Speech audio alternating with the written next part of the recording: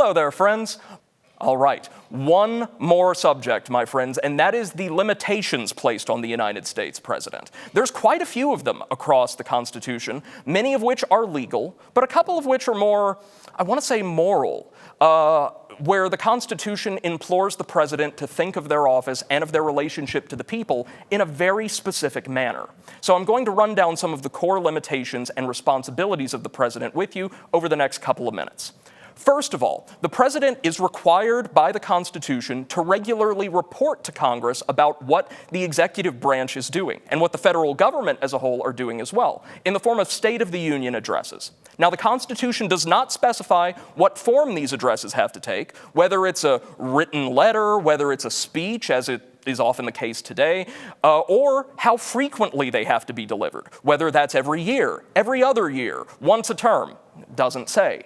But there is the assumption in the Constitution that the president is regularly communicating with Congress about what they and the executive are doing on a very, very consistent basis.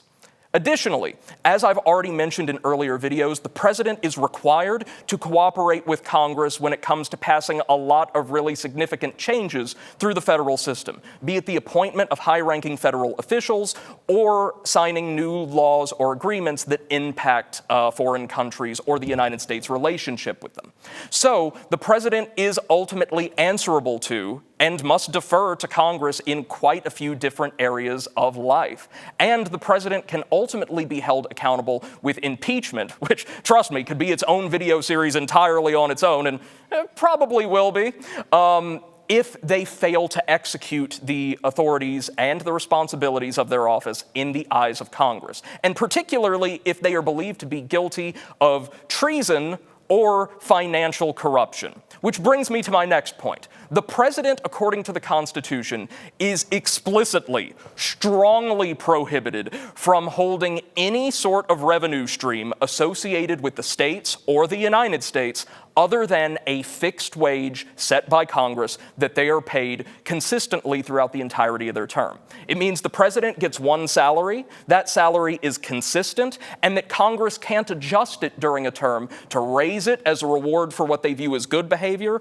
or lower it as a punishment for bad behavior. But it also means that if the president is currently taking money from any other state or any other agency of the United States government, like say the military, if they were a military officer, they would have to resign those commissions, those positions, or divest those interests, get rid of them so that they've got the one revenue stream from the government. It does not, as far as I can tell, apply to private business, at least according to the Constitution, but many presidents have, to demonstrate their honesty and integrity, temporarily released control of all private business interests while serving in office.